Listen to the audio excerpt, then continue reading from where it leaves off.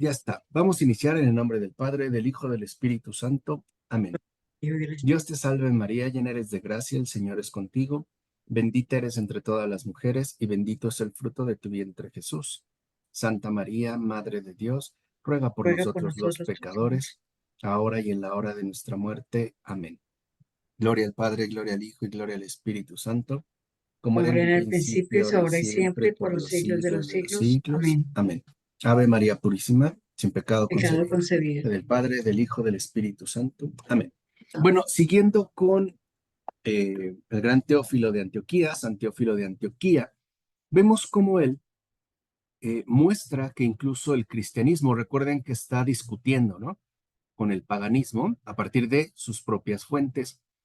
Y habíamos dicho cómo mantiene una especie de inconsistencia, o sea, es finalmente para Teófilo de Antioquía, esa propuesta pagana está basada en una invención humana, además inspirada por demonios, ¿no? Cosa que el cristianismo no tiene porque, de acuerdo con Teófilo de Antioquía, el cristianismo sí tendría incluso una base histórica real, no una fábula, pues hecha que no se puede ni comprobar. Y no, digamos, no limitándose a ello, también Teófilo de Antioquía hará referencia a la realidad misma de la creación.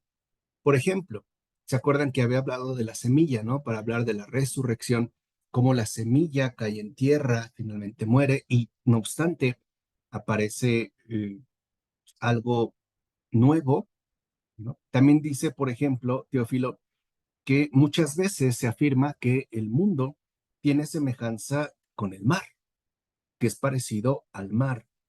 Y dice, claro, aunque si solo fuera como el mar, pues ya todo se hubiera extinguido hace mucho tiempo a causa de su salinidad. No obstante, ¿no? A pesar de que hay un mar salino, hay también afluencia de ríos y fuentes, que son, dirá Teófilo de Antioquía, las que dan pues alimento, ¿no? A todo este ambiente marino.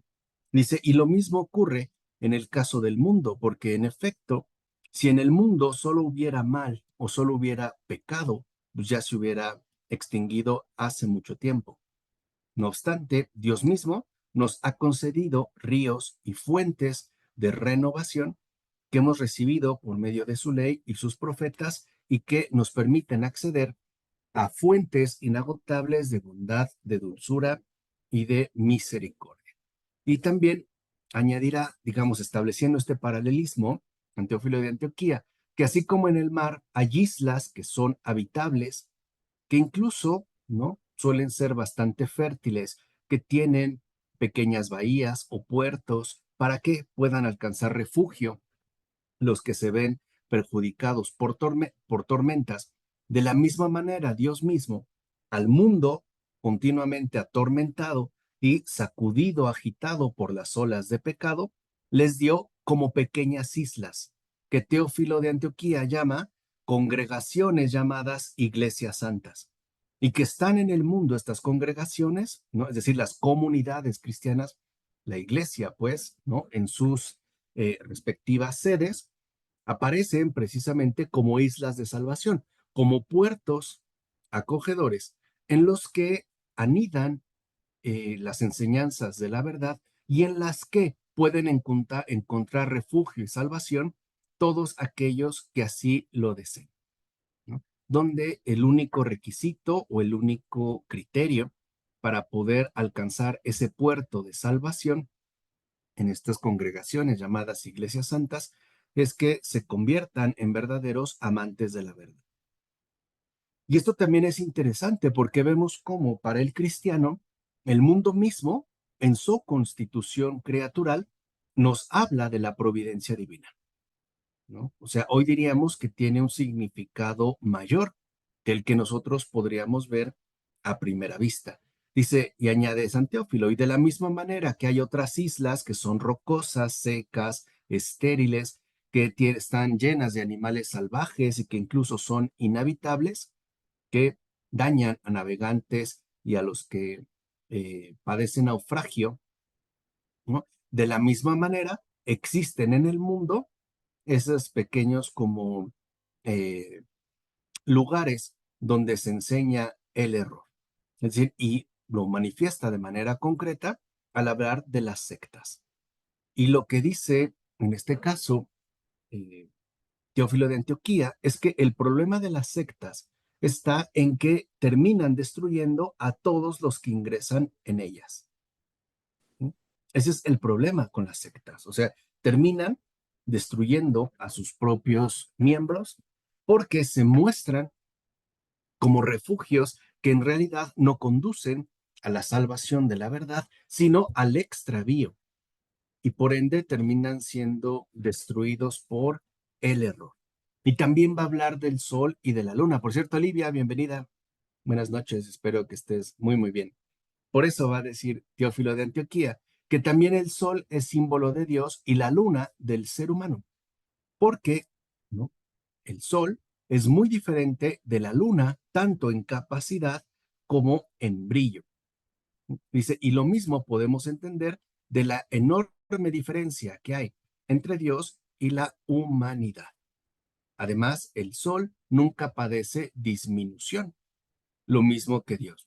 Dios no merma, ¿no? Dios permanece, dice San Teófilo de Antioquía, perfecto y completo todo el tiempo.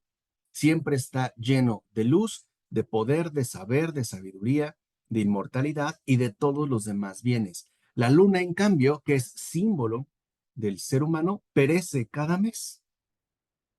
Es decir, es una forma en la cual hay noches sin luna, porque no tiene, ¿no? El auxilio de la luz del sol o de su reflejo, y que a su manera muere. No obstante, después vuelve a nacer y crece como prueba de la futura resurrección. O sea, incluso para San Teófilo de Antioquía, los periodos lunares también nos hablan y apuntan a esa resurrección futura. También dirá que la disposición de los astros refleja la economía y el orden de los justos y piadosos y de los que guardan la ley y los mandamientos de Dios. Porque, dice San Teófilo, los astros visibles, o sea, estrellas, planetas y brillantes, están como representación de los profetas. Porque estos astros visibles siempre permanecen en el lugar que les corresponde, hoy diríamos en su órbita, y no se desvían. O sea, no van cambiando de un lugar a otro. Tienen pues un recorrido definido. Dice, y por eso los que cambian de lugar, los que andan de un lugar a otro, son también a veces llamados planetas, porque son símbolos de seres humanos que se apartan de Dios y abandonan su ley. Es decir, acuérdense que en esos tiempos todavía no está elaborado un sistema planetario donde se hable específicamente de las órbitas. Pero para, por ejemplo, los antiguos, en estos tiempos, era evidente que había astros celestes fijos, o sea, aquellos que aparecen siempre en un mismo punto, y astros móviles, ¿no? Que le llamaban planetas precisamente porque estaban cambiando, por así decirlo, de lugar, ¿no? O sea, más allá de su cosmología, aquí lo que importa es la simbología que en la antigüedad se posee. ¿Qué pasó, Elisa? Profesor, quiero preguntar, ¿qué tanto de cierto hay en que los mayas idearon o idean o aconsejan o aconsejaron que nosotros debemos regir nuestra vida por el calendario maya, porque ese calendario maya está de acuerdo a los movimientos de la luna y a los movimientos de los demás astros, y que si nosotros llevamos ese calendario maya, darían 13 meses exactos de 28 días? Sí, claro, Y resulta matemáticamente más preciso, o sea, ¿no? O sea, hay la idea de que hay una precisión matemática que nos permitiría tener una cronología más exacta, ¿no? Hay la idea de fondo de que hay una matemática. No obstante, el punto central es reconocer que los astros no están ahí solo para señalarnos un tiempo cronológico, sino para dar un orden a todo nuestro proceso de vida. O sea, lo que importa no es precisamente la exactitud de los tiempos, sino el contenido simbólico que ahí se tiene. ¿Qué es lo que nosotros hemos perdido? ¿Qué es lo que ocurre? O sea, que a partir de la modernidad, ¿no?, consideramos que mientras todo sea más preciso y exacto, es mejor. Y claro, el modelo a seguir es el modelo matemático. Por eso, por ejemplo, muchos dicen que Jesús no estuvo 3 días en el sepulcro. ¿Por qué? Fue llevado el viernes, ujú, a las 24 horas del sábado y 24 horas del domingo ya resucitó, que no son 3 días, por ejemplo. No obstante, cuando tú haces una reservación en un hotel y te dicen 3 días y 2 noches, llegas el viernes, te hospedas el sábado y sales el domingo. Y no fueron exactamente 72 horas, pero la expresión se entiende. Entonces, lo que dicen es por una precisión matemática.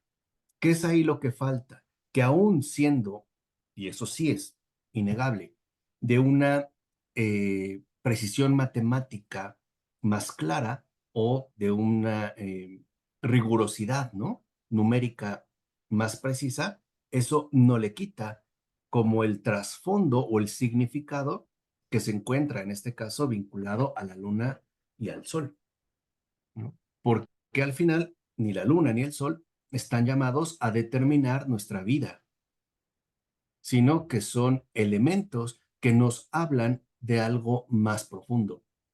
Y es lo que encuentra Teófilo de Antioquía. O sea, que nos hablan, por ejemplo, de ese anuncio de resurrección futura y que para nosotros se ha convertido incluso en algo familiar.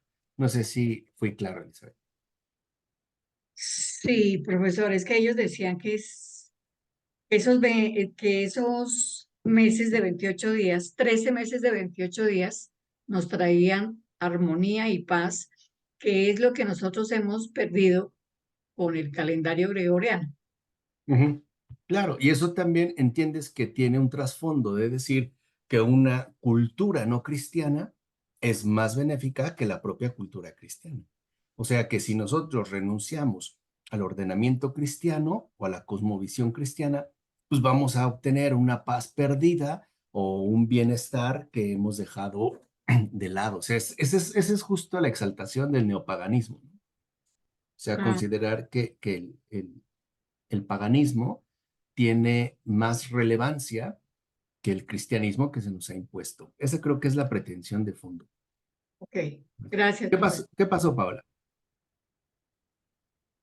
Ah, yo quería hacer, bueno, no sé si observación o pregunta, pero ve que mi hijo está estudiando astrofísica. Entonces, en una ocasión me estaba diciendo que, de hecho, tenía una profesora que, su profesora era mexicana, y me decía que se le hacía tonta una clase que tuvo porque esta profesora les enseñaba ¿cómo decir? No sé cómo decir, a predecir el futuro, por así decirlo, a Ujú. través de los astros, de cómo se hacía anteriormente con todos los astros. Digo, es que yo no imaginé que les dieran clases de eso en una, pues no sé, en una carrera así, ¿no? Entonces ya él me dice, para mí me dice, él me dijo, para mí son tonterías, dice. De hecho, yo le comenté que si nos podía dar más la clase científica que estar diciendo esas tonterías. Pero efectivamente, o sea, anterior, se pensaba que los astros sí daban como regían, ¿no?, nuestras vidas. De hecho, él me explicó algunas cosas del por qué piensan todavía incluso muchos astrofísicos, que los astros sí rigen nuestras vidas y por qué. Entonces ahí me estuvo dando unas explicaciones un poco, quizá un poco científicas, no lo sé, yo no lo entendí, no lo entendí muy bien, pero se me hace un poco extraño que o sea, estos tiempos, estas fechas, se siga pensando en algo así. De hecho, es que también él, no sé, a veces me da tantas teorías que yo a veces poco entiendo a veces. Y me decía eh,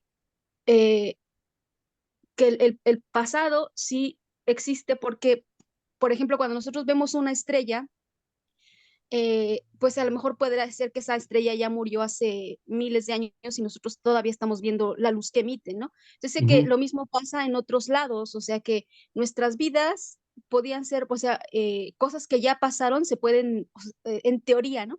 Se podrían ver en otros lados, cosas que ya pasaron y apenas se están viendo por esa diferencia de tiempo y luz. Entonces, a veces se me hace un poco complicado pensar que realmente las cosas pueden tener algo que ver con nosotros, incluso también con Santa Hildegard. Me preguntó porque ella ve que utilizaba algunas piedras, incluso también para hacer algunas sanaciones, algunas curaciones y todo. Y yo digo, ¿cómo? O sea, no sé, a veces siento que somos o demasiado científicos y nos perdemos mucho de la naturaleza y no sé a veces cuánto de la naturaleza realmente tiene que ver con nosotros. Sí, claro. Bueno, esto ahorita también lo voy a explicar de cierta manera eh, San Teófilo de Antioquía, pero creo que una de las cosas que hay dada es que tú puedes elaborar a partir de la ciencia una serie de modelos teóricos que resultan plausibles o por lo menos son hipótesis fundadas en términos científicos. Pero me parece que el problema está en que no podemos reducirlo todo a un modelo estrictamente teórico, porque la realidad es mucho mayor que lo que una teoría, por ejemplo, podría decir o ciertamente podría describir. Y esta, digamos, carencia tiene que ver con lo que se ha llamado el desencanto del mundo, o sea, el hecho de que ya no experimentamos el mundo como una realidad eh, rica en significado, sino como un armazón teórico vacío que es matemáticamente explicable. Por eso no es casual que si bien es cierto, la ciencia en sus planteamientos teóricos va a ganar mucho terreno a partir del siglo XVII, XVIII y particularmente en el XIX, mucha gente haya experimentado que aun cuando tú tengas eh, una teoría científica elaborada al respecto, eso no le quita, por así decirlo, su magia, ¿no? O no le quita su riqueza de significado. Por eso hay personas que han decidido volver de nuevo a una especie de dimensión mágica.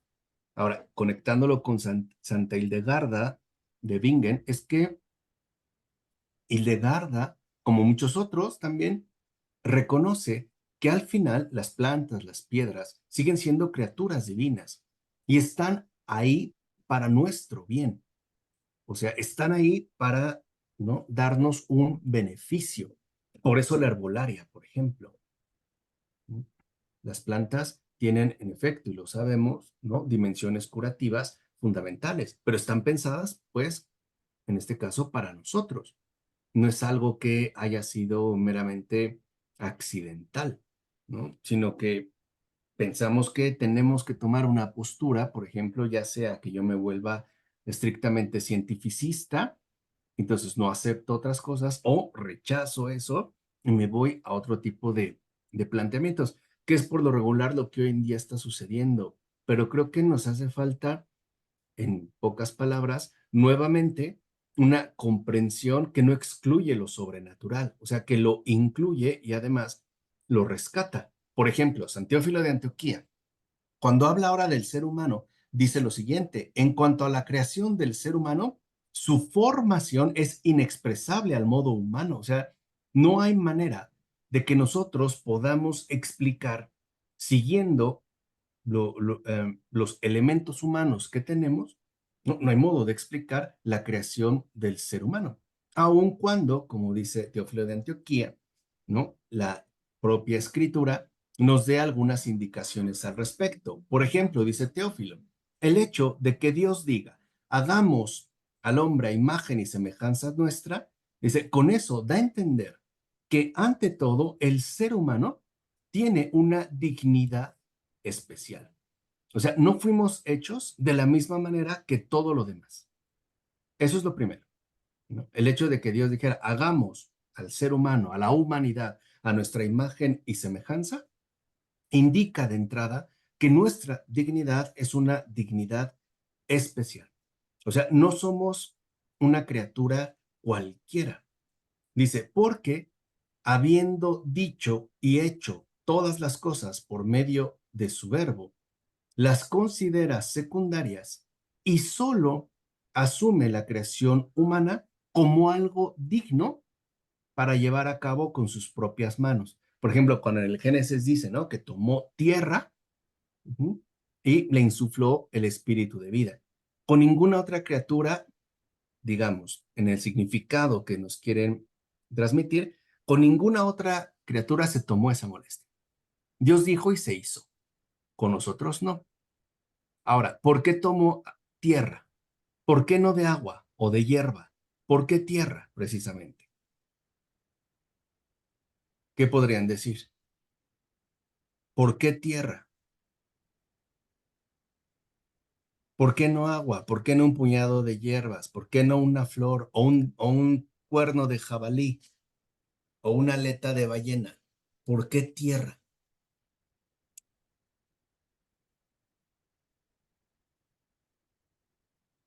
Se quedan callados. No se les ocurre nada. ¿Por qué tierra? Piensen, ahí es lo que voy. Piensen en la tierra real, como la conocen. ¿Qué la caracteriza? ¿Qué notan en la tierra? Pues se podría decir, profesor, que por los nutrientes que tiene la tierra, pero el agua también, al igual el agua también tiene nutrientes. Ujú. Número Entonces, no, uno, ¿no? Claro, no es tan fácil, pero es para que vean cómo lo que les he dicho es que lo que requerimos de manera urgente es realismo, ¿no? O sea, la recuperación de la realidad en su riqueza. Uno, la tierra está llamada a la fecundidad. Dos, la tierra no tiene en principio iniciativa propia, porque la tierra es pasiva. La tierra recibe la semilla, se deja labrar, se deja tomar. No es algo que se impone. Y la tierra, porque en latín se entiende, para hablar de tierra en latín se dice humus, con H. Humus es tierra. Y es la misma raíz para humilitas, que nosotros hemos traducido por humildad. O sea, quiere decir que el primer elemento que Dios toma para crearnos es humildad. Ahora, ¿por qué la tierra, la humildad, es nuestro primer elemento? Porque el don que nos va a de darnos su propio espíritu es algo extraordinario. Por eso tiene que ser equilibrado o compensado con una base profunda y firme de humildad. Si los ángeles, empezando por Lucifer, se volvieron engreídos por su forma luminosa, y eso que Dios no los tocó para hacerlos. Imagínate con el ser humano saber que Dios lo forma con su mano y le da su espíritu. ¿Se entiende lo que quiero decir? Por eso es la tierra. ¿Qué pasó, Paola? Profesor, ¿tiene algo que ver, por ejemplo, que el ser humano esté hecho de polvo cósmico y no realmente de tierra de la Tierra? Claro, no, es que es lo que te digo, o sea, son los marcos teóricos. Por ejemplo, cuando dicen que del polvo cósmico, hay algo de verdad, y es que el ser humano no es de este mundo, o sea, sí es extraterrestre. Si por extraterrestre entendemos una criatura venida de algo no terrenal, porque somos criaturas, eso es cierto. El problema con la ciencia es que quiere que todo sea perfectamente explicable y sus criterios que tiene son muy reducidos. O sea, en realidad son pobres porque no logra penetrar, digamos, en la densidad de lo real. Entonces, cuando Dios crea al ser humano, lo que dice Teófilo de Antioquía es, toma tierra, pura humildad, y le insufla su espíritu, porque ese va a ser su contrapeso. ¿Por qué? Porque a ninguna otra criatura la hizo, digamos, de una forma tan esmerada, tan puntual. Con todo lo demás, si leemos el Génesis, en todos los casos y con todas las criaturas, Dios dijo y se hizo. Solo con el ser humano toma tierra, es decir, se lo toma como una obra personal. ¿Por qué? Y aquí está la clave. Porque desde el principio, Dios nos concibió para su vida divina, para ser como Él, desde el principio. Y para poder ser como Él, necesitamos tener como base la humildad, porque Dios, en efecto, es humilde. No es, vamos a decirlo así, ¿no? Arrogante. ¿Se entiende? O sea, tiene que ver con el modo de comprensión de las cosas. O sea, lo que yo les decía, ¿no? El problema que tenemos en la actualidad es que nuestra visión del mundo es una visión del mundo empobrecida, porque queremos que todo se ajuste a nuestro intelecto. En cambio, la verdadera comprensión siempre involucra ir más allá de lo que a mí me resulta accesible. Vamos a decirlo así, o sea, comprender no es querer meterme todo en la cabeza, eso me va a enloquecer, ya lo decía Chesterton, ¿no? El loco es aquel que mira el cielo, lo quiere explicar y le explota la cabeza. En cambio, el sensato es el que mira el cielo, ¿no? Levanta la cabeza y recibe un beso en la frente.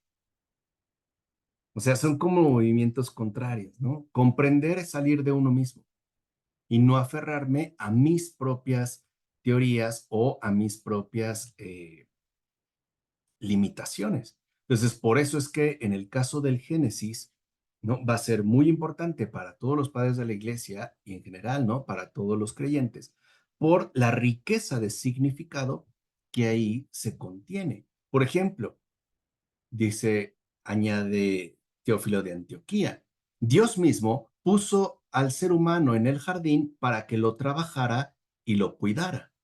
Entonces dice, una vez que lo hace, lo lleva al jardín desde la tierra que ha sido hecho y le otorga una tendencia al crecimiento, porque él como criatura requiere tiempo para llegar a ser perfecto. Y la idea es que creciera, ¿no? Como criatura humana hasta declararlo Dios. O sea, nosotros estamos llamados desde el principio a ser Dios, como Él. Eso significa ser Dios, como Él, no con las propiedades que se nos antojan, por ejemplo, todopoderosos y hacer lo que se nos dé la gana. No, ser como Él. Y para alcanzarlo, entonces, en esa condición, podríamos acceder al cielo. Y como lo entendían antiguamente, el cielo no es más que vida eterna, es decir, eternidad, tal y como Dios mismo la posee. Ujú. Entonces, esto también es algo muy bello porque significa que Dios al crearnos se toma en serio nuestra propia constitución creatural. O sea, toda criatura requiere tiempo. Por eso la creación fue hecha en 6 días. Otra vez, no es cuestión de calendario.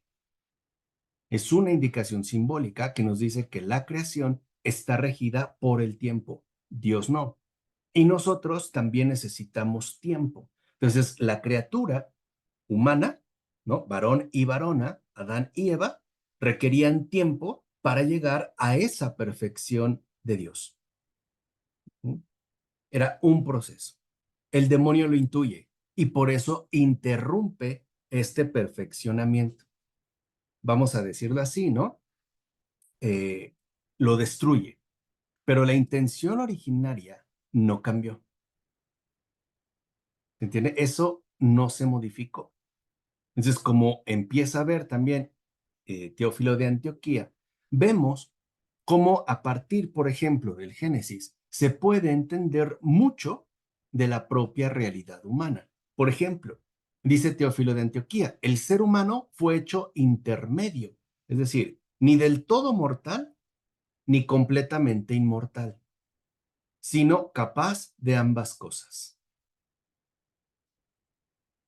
Así como su lugar en el jardín, en cuanto a su belleza, fue un lugar intermedio entre el mundo creado y el cielo. ¿Por qué? Porque para nosotros como seres humanos, lo que importa es un proceso, ¿no? Es un proceso de realización. Por eso, a pesar de que está el mundo creado, Dios hace un lugar intermedio que es el jardín, lo que conocemos como el jardín del Edén. que está, dice Teófilo de Antioquía, entre la creación y el cielo. Y el ser humano fue hecho precisamente en esa misma posición, es decir, con la necesidad de un crecimiento. Dice, y cuando se llama trabajar, no se le está pidiendo que haga ningún esfuerzo, porque recuerden que cuando Dios crea, por ejemplo, los árboles, dicen que den árboles con su fruto. No es trabajar como hoy lo entendemos, no es cultivar la tierra. Trabajar, dice San Teófilo de Antioquía, significa el conservar y mantener vigente el mandato divino. Ese era su trabajo. O sea, trabajar, ¿no? Es permanecer fiel a Dios. Porque si no permanecía fiel a Dios, si no permanecía fiel, pues, a lo que Dios le ofrecía, se iba a perder. Como dice Teófilo, como en efecto ocurre con el pecado. Entonces, una idea patrística muy importante es que nosotros fuimos hechos desde el principio para la deificación, o sea, para ser Dios, pero esa lleva tiempo. Ujú. Así como uno necesita tiempo para crecer y madurar. Entonces dice, el mismo árbol de la ciencia era bueno y bueno era su fruto, porque no es el árbol el que trajo la muerte, como algunos piensan, ¿no? Y aquí se refiere a las interpretaciones de un hereje llamado Marción. O sea que los marcionitas decían que la creación era mala. Y los padres de la iglesia todos decían que no. O sea, la creación es buena, por naturaleza es buena, porque fue hecha para nuestro propio bien. Dice, no, en realidad lo que trae la muerte no es el fruto, no es que hubiera traído veneno, fue la desobediencia. Dice, porque en el fruto no había más que ciencia, y la ciencia es buena si se la usa apropiadamente. Por ejemplo, sabemos que hay o ha habido intentos muy buenos de ciencia, pero también ha habido intentos muy malos de esa ciencia. O sea, así como se han logrado, por ejemplo, desarrollar medicamentos muy benéficos, también se han desarrollado científicamente armas bacteriológicas y armas de destrucción masiva. Y viene una idea muy linda que también es una idea muy patrística. Dice, y es que por su edad, este Adán era un niño y como niño no podía recibir todavía de forma plena y adecuada esa ciencia, o sea, el conocimiento. Por ejemplo, ¿por qué a veces nosotros, con los propios hijos, decidimos postergar el conocimiento de ciertas cosas? ¿Por qué? A ver, Elizabeth, tú como mamá seguramente lo hiciste. ¿Por qué? Porque no están maduros para comprender una respuesta, aunque se les puede dar una respuesta de acuerdo a su edad Ujú. para que la Entonces, entiendan. desde el principio, a Adán y después a Eva, Dios los trata conforme a su edad. Es decir, eran pequeños, como niños. Como niños, no físicamente, sino espiritualmente, que tienen que crecer, así como una planta tiene que nacer, crecer, desarrollarse, un árbol, un animal, lo mismo el ser humano en su realidad concreta. Y entonces hace el paralelismo Teófilo de Antioquía y dice, porque incluso en estos tiempos, cuando nace un niño, no come pan inmediatamente, y mucho menos come carne. Primero se alimenta de leche y ya después, conforme crece y adelanta en edad, pasará al alimento sólido. ¿Se entiende? Es decir, Dios no es que nos prohibiera el fruto, es que no era tiempo. ¿Qué pasaría, Hilda, si yo a un recién nacido le doy carnita asada? ¿Qué le pasa, Hilda? Se enferma. Le cae de peso, ¿no? No puede. Entonces, aquí corrige otra herejía, porque había algunos herejes que decían que Dios había prohibido el fruto por envidia, porque si el ser humano accedía al fruto, ¿no? Se iba a rebelar y entonces ya no iba a estar sometido a Dios mismo. Entonces dice Teófilo de Antioquía, nada de tonterías. No fue por envidia, como algunos piensan, que sigue siendo Marción, que Dios le prohíbe comer de esta ciencia. No, más bien lo respeta en su naturaleza, es decir, le da ¿qué? Tiempo. Y además, eso sí, quería corroborar si era obediente a su mandato, es decir, si permanecía fiel a su naturaleza. Y dijimos, ¿cuál es la naturaleza primigenia del ser humano? La tierra, o sea, la humildad. Por eso, dice, al mismo tiempo, Dios mismo no se apresura en que el ser humano salga de su infancia, porque la infancia es ese momento simple e inocente de la vida. ¿Cuántos de nosotros no quisiéramos ser eternamente niños? ¿No? Eso hasta lo retomó en el siglo XX, si la memoria no me falla, William Barry al escribir Peter Pan. Este personaje que no quiere crecer y que quiere permanecer eternamente niño. Ahora, dice Teófilo, Dios no llevaba prisa. Así como nosotros no queremos, por ejemplo, que una niña crezca jalándola de los cabellos, ¿no? No le da su tiempo.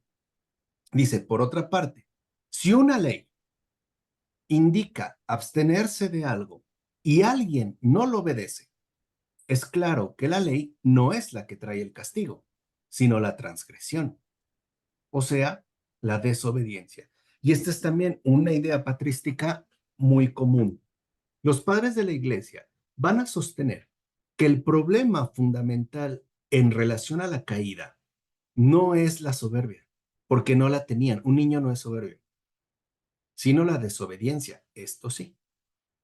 No es soberbia, no es envidia, es simplemente desobediencia.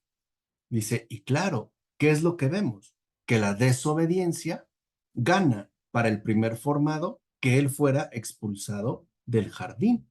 O sea, que fuera expulsado del proyecto originario de Dios. Porque Dios quería que el ser humano fuera como él. El demonio lo conduce a la transgresión por medio de la obediencia para que en efecto termine, ¿no?, contrariando los planes divinos. Dice, y dice Teófilo de Antioquía, aún así, aún con el pecado y la caída, Dios mismo le va a otorgar un enorme beneficio al ser humano.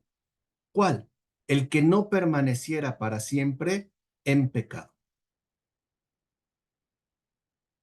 Por eso vino la muerte. O sea, imagínense una vida perpetua de sufrimiento y desdicha. Si para muchos de nosotros 80, 90 años ya es bastante, yo tengo 47 y ya quiero mi jubilación de este mundo, imagínense 3,000, 5,000, 10,000 años. No, Dios le pone un límite. Va a decir, ok, la van a pasar muy mal hasta aquí. ¿Se dan cuenta? O sea, en realidad la muerte no es un castigo, es un auxilio, es un acortamiento de la pena. Por eso, ese es, digamos, el sentido de la muerte. Y dice, y por eso, precisamente, ¿no?, lo va a desterrar del jardín. ¿Para qué? Pasado un tiempo determinado, pague el pecado mediante, ¿no?, el castigo recibido y así, reeducado, fuera otra vez llamado. O sea, es como cuando un niño se porta mal y lo castigas, pero no lo castigas para dejarlo ahí. Cuando pasa el castigo, lo vuelves a llamar, ¿no? O sea, podemos decir, y vean también esta idea que después va a retomar el gran San Clemente de Alejandría. Dios es un pedagogo. ¿Ven cómo se van inspirando unos a otros? O sea, Teófilo de Antioquía, mucho antes de Clemente de Alejandría, nos presenta un Dios pedagogo, un Dios que no actúa ni por odio, ni por coraje, ni por resentimiento. Un Dios que obra con bondad y rectitud, es decir, con justicia, porque eso es justicia, bondad y rectitud. Y dice incluso, así como un vaso, piensen que antes los vasos eran de barro, ¿no? Dice, así como un vaso, después de ser formado, si tiene un defecto o se le vuelve a fundir en metal o a modelar para que resulte nuevo e íntegro, así también sucede con el ser humano por la muerte. Fíjense qué hermosa expresión dice San Teófilo de Antioquía. Dice, virtualmente la muerte lo hace pedazos, pero para que se encuentre renovado con la resurrección. O sea, la muerte es un favor. ¿Por qué nos destruye entonces la muerte? Se los acabo de decir. ¿Por qué?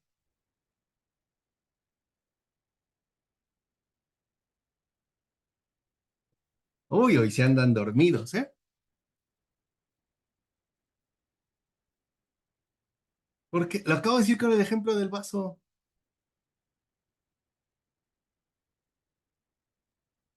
Es necesario dejar atrás toda esa vida de pecado, de mundanidad, para recibir lo mejor. Exactamente, exactamente. Ahora, ¿es necesario para Dios? No, es necesario para nosotros. ¿Esto estuvo mal? Ok, que venga la muerte, que lo despedace. Yo lo recrearé de nuevo. ¿Ven en qué está pensando desde el principio? Ahora entienden por qué esta idea tan fundamental de que antes de la creación está la redención. Ahora, ¿qué sucede cuando en el mundo contemporáneo, por ejemplo, el transhumanismo dice que está dispuesto a acabar con la muerte para volvernos inmortales? ¿Qué está pretendiendo de fondo, teológicamente? Seres tecnológicamente avanzados que no experimentaremos la muerte. ¿Qué se está rechazando entonces?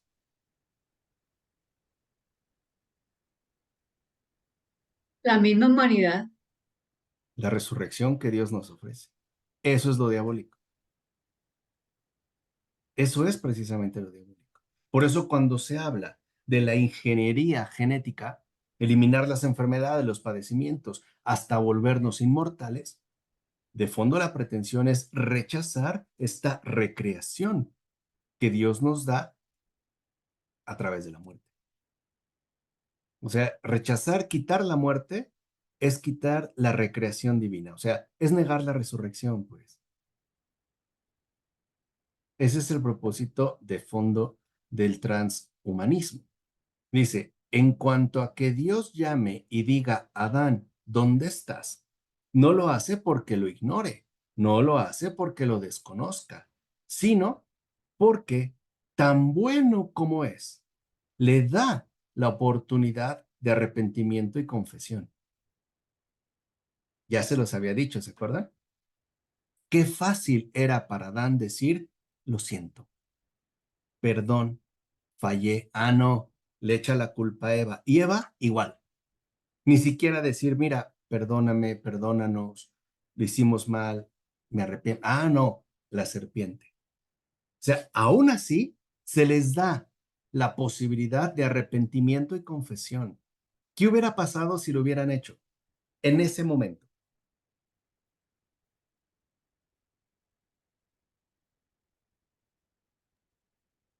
No existiría la muerte. ¿Y Dios los hubiera perdonado? Sí, De inmediato, ¿eh? Sin dudar. No lo hicieron. Dice, ok, no obstante, ¿no? Dios sigue adelante. ¿No se arrepienten? Ok, más adelante ya lo harán. ¿Entiendes? O sea, Dios se aferra a nuestra salvación. Nosotros le cerramos el camino y Él se busca unos nuevos. Entonces cuestiona a Teófilo, pero se nos va a decir, ¿qué no fue hecho el ser humano mortal por naturaleza? Y dice Teófilo, no. Entonces, ¿qué? ¿Inmortal? Tampoco. Porque por naturaleza no fue hecho ni mortal ni inmortal. Y da una razón. Dice, si Dios desde el principio hubiera creado al ser humano inmortal, lo hubiera hecho ya como Dios. No hubiera necesitado ese proceso de crecimiento y consolidación. Por otra parte, si lo hubiera creado mortal, hubiera sido Dios mismo quien le diera o le concediera la causa de su muerte. Y Dios no da muerte, porque Dios es ¿qué? Vida. Es decir, al final Dios permite la muerte porque es para nuestro bien. Fíjense, todo lo que trajo consigo el pecado, que es horrible, Dios como que lo reordena y sin cambiar las cosas, va a convertir un mal en un bien.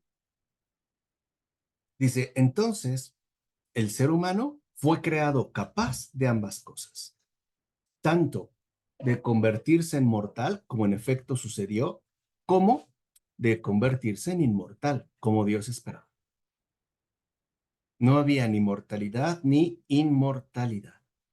Dice, si se desplazaba gradualmente hacia la inmortalidad, guardando el mandamiento de Dios, Dios mismo lo iba a premiar y llegaría a ser como él. Pero si se desviaba hacia la desobediencia, y entonces la desobediencia a Dios, y entonces incurría en transgresión, ¿no? Y de la muerte, él mismo había elegido lo que quería. Es decir, en este caso, la mortalidad. Dice, ahora, aún cuando el ser humano se desvió hacia la desobediencia, la transgresión y por ende a la muerte, aún así, ya sea por negligencia, Dios ahora le va a dar lo que él ya no puede alcanzar. O sea, fíjense, si Adán y Eva hubieran permanecido fieles al mandato de Dios, hubieran alcanzado su propósito, la vida eterna, ser Dios. ¿Estamos? Ahora, no lo consiguieron. Pues ahora Dios se los va a regalar gratis. Ya no van a tener que hacer ese proceso, lo va a hacer gratis. Dice, ¿cómo? Porque ahora Dios les regala la inmortalidad por su propia misericordia. La única condición es la misma de siempre, que el ser humano le obedezca. Porque así como por desobediencia el ser humano se atrae la muerte, obedeciendo a la voluntad de Dios, se gana la vida. Y además, ¿no? Se gana la vida eterna. Fíjense cómo ya entonces desde aquí se empieza a esbozar una genuina antropología, o sea, una explicación de la realidad humana. ¿Qué pasó, Paola? Profesora, entonces, Dios, a pesar de que nosotros nos cerramos las puertas, Él busca abrir todas las puertas que sean posibles a pesar de nuestra decisión, o sea, a pesar de de nuestra libertad. Exactamente. Y mientras más pecado, más bondad. Eso es lo que nos explota la cabeza. Si la primera vida eterna se podía alcanzar obedeciendo, ahora ni siquiera se nos pide esforzarnos, porque ahora Dios lo hace por nosotros. Y viene la pregunta radical. ¿Qué más? ¿Qué más se supone que necesitamos? ¿O qué otra cosa se supone que requerimos? Si Dios lo ha hecho absolutamente todo. Y aún así, no se cansa de amarnos desde el principio. Aún así, su amor no disminuye. Ahora, dice Teófilo, como Satanás vio que Adán y Eva no solo vivían, sino que también estaban llamados a la fecundidad, el sí, llevado por la envidia, los va a llevar o a conducir a una situación diferente. Es decir, una vez que son expulsados del jardín, ¿no? Adán y Eva empiezan a procrear, ya sabemos con dolor, el parto humano, como lo conocemos, ¿no? Dice, pues el diablo envidioso, porque no pudo aniquilarlos, es decir, conducirlos a esa muerte total, y como vio que Abel era agradable a Dios, va a empezar a obrar sobre su hermano Caín, hasta lograr que éste lo matara. Entonces, fíjense, Adán y Eva fueron los primeros que murieron.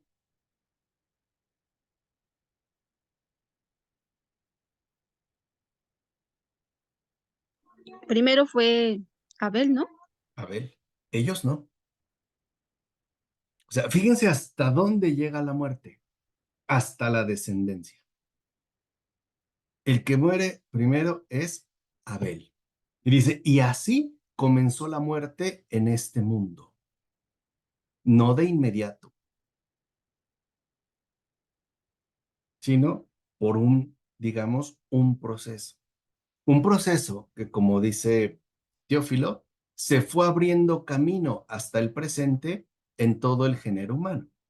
No obstante, Dios misericordioso como es, y queriéndole ofrecer a Caín lo mismo que hizo con su padre Abraham, una oportunidad de arrepentimiento y confesión, le dijo, Abel, eh, le dijo, ¿no? ¿Dónde está tu hermano? Y Caín, ya en rebeldía contra Dios, le respondió, no sé, ¿acaso soy yo guardián de mi hermano? O sea, al propio Caín, Dios le da también la posibilidad de que se arrepienta, de que confiese su error, de que diga la verdad, y no lo hace. Incluso dice, ¿no? Yo qué sé, ¿acaso soy yo el guardián de mi hermano? O sea, que es tanto como decir, ¿a mí qué me importa? Dice, entonces el propio Caín tiene un hijo de nombre Enoc, y este Enoc edificó una ciudad a la que llamó con el nombre de su hijo Enoc. Desde entonces, dice Teófilo, tuvo principio la edificación de ciudades y las ciudades caracterizadas por el asesinato. Y es cierto. O sea, hasta la fecha sabemos que el mayor índice de homicidios será en las zonas urbanas y no en las zonas rurales, sino en la ciudad. Dice, y esto antes antes del diluvio. O sea, ya había ciudades, incluso antes del diluvio. Y dice, y no como miente Homero cuando dice, recuerden que Homero era como su autoridad, ¿no? Era la autoridad griega. Y sino como Homero, que miente diciendo, no se había construido todavía ciudad de míseros hombres. Dice Teófilo de Antioquía, sí, sí se había construido. Uh-huh. Y pasa a dar la genealogía de Caín. Y ahorita vamos a ver por qué. ¿No? Citando el Génesis, dice, a Enoc le nació un hijo de nombre Gaidad, que engendró al llamado Meel, y Meel a Matusala, y Matusala a Lamec. Lamec tomó para sí dos mujeres, cuyos nombres eran Ada y Sela. Dice, entonces tuvo principio la poligamia y también la música. Pues a Lamec le nacieron tres hijos, Obel, Jubal, Tobel. Entonces Obel se convirtió en varón que vive en tiendas pastando animales. Jubal es el que inventa el salterio y la cítara, y Tobel se hizo herrero, forjador de bronce y de hierro. Y dice Teófilo de Antioquía, y hasta ahí llegan. Hasta ahí llega el catálogo de la descendencia de Abel. ¿Por qué? Porque la semilla de su genealogía queda en el olvido, ya que mató o había matado a su propio hermano. O sea, que esa línea homicida finalmente se extingue, desaparece, se aniquila. Dice, ahora, en lugar de Abel, Dios le concede a Eva tener otro hijo y se va a llamar Set. De este Set, dice Teófilo de Antioquía, viene el resto del género humano hasta el presente. O sea, para Teófilo de Antioquía, Set es un nuevo comienzo de humanidad. Y no de Caín. O sea, literalmente nosotros no somos descendientes de Caín. somos descendientes de Set. Porque justo Dios mismo se lo permite para que tengamos un nuevo comienzo, ¿no? Vamos a decirlo así, un comienzo que no esté marcado por el crimen y tampoco por el homicidio. ¿Se entiende? Entonces, con ello, Teófilo de Antioquía deja en claro dos cosas. Primero, la realidad humana no tiene orígenes mitológicos, tiene orígenes reales, tan reales que tienen incluso una huella histórica, o sea, son realidades. No son, pues, invenciones. Si nosotros hubiéramos sido descendientes de Caín, no hubiéramos llegado hasta acá, porque está marcado por la muerte. Por eso se acuerdan la marca que le pone en la frente. Es un sello que le pone un límite. Porque Dios va abriendo nuevos espacios para el recorrido de la humanidad, es decir, pensando finalmente, ¿no?, en su propia salvación, o sea, en la salvación del género humano. ¿Qué les parece?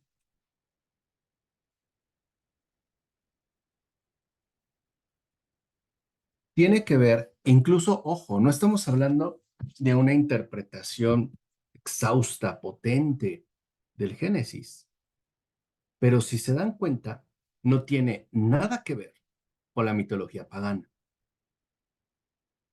O sea, por decirlo brevemente, aquí hay verdad, no invención.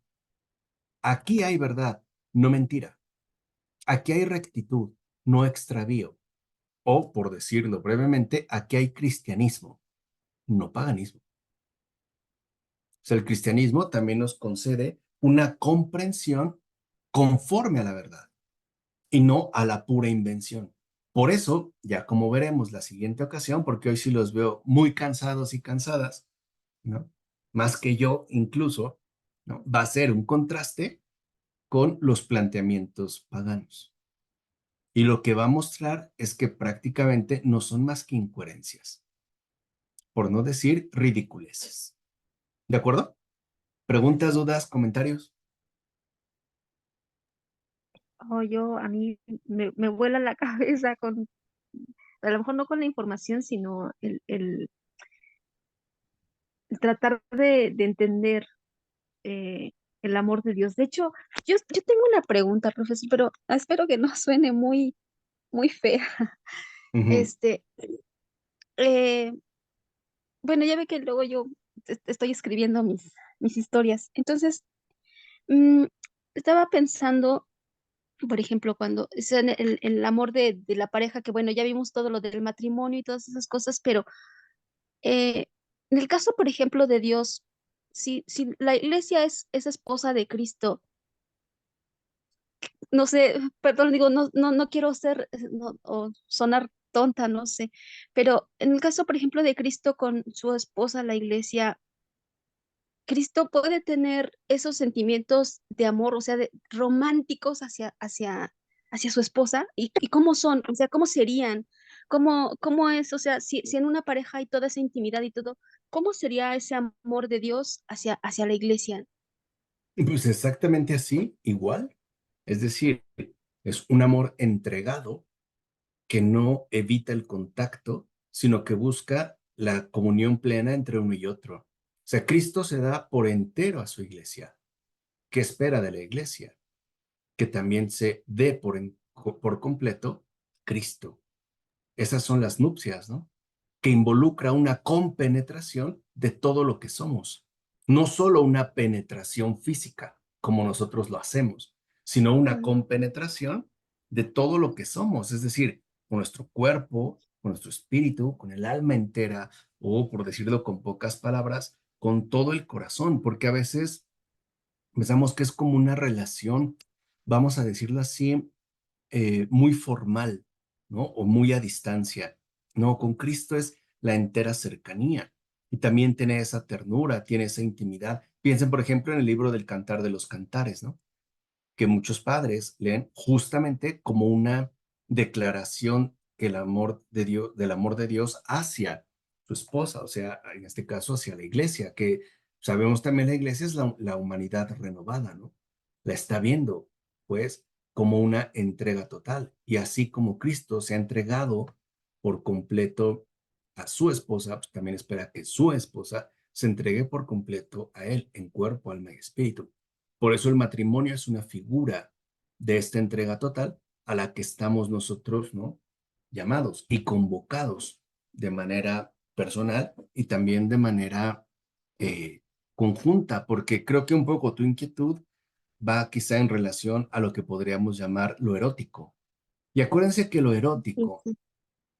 en cuanto tal, involucra toda esa profunda intimidad que uno tiene con alguien más. Por ejemplo, abrir mi corazón es un acto erótico, porque es un acto de intimidad. Hay cosas que a casi nadie le decimos. O cuando yo le revelo mis más oscuros secretos o mis más perversas tendencias, ¿no? Se las abro al Señor o en el confesionario, estoy teniendo intimidad con Él, me estoy abriendo por completo. Y no solo me abro a Él, acepto que Él penetre en mi ser de una manera plena y de una manera total. Por eso, por ejemplo, cuando nos dan la absolución, es justo el reconocimiento, ¿no? De este encuentro pleno entre uno y otro, en una intimidad que nadie más conoce. Y eso al Señor también le gusta mucho. Así como hay cosas que solo se platica, ¿no? El esposo con la esposa, la esposa con el esposo. Lo mismo pasa con el Señor. Y la sexualidad también tiene este alcance, porque en la sexualidad, en la verdadera sexualidad, uno está llamado a perder el control. O sea, no es algo que yo domino, es algo a lo que yo me entrego. Y por así decirlo, me dejo ir, ¿no? Y lo mismo pasa en nuestra relación con el Señor. Es un acto que yo no controlo, que yo no manipulo, en el cual yo no quiero imponerme, sino que quiero integrarme, digamos, a una fusión mayor eh, que me envuelve por completo. Y pues lo mismo pasa en este caso con el Señor. Creo que el puritanismo, es decir, este calvinismo, ¿no? Nos hizo entender muy mal también esta relación íntima con el Señor, por este énfasis en que la sexualidad es pecado, que hay algo pecaminoso, incluso que hay algo sucio, ¿no? Entonces la relación con el Señor se ve también como algo alejado de todo tipo de contacto cuando no es así, ¿no? El Señor ingresa a nosotros, por ejemplo, no solo espiritualmente, también en la Eucaristía, ¿no? Ustedes receptivos.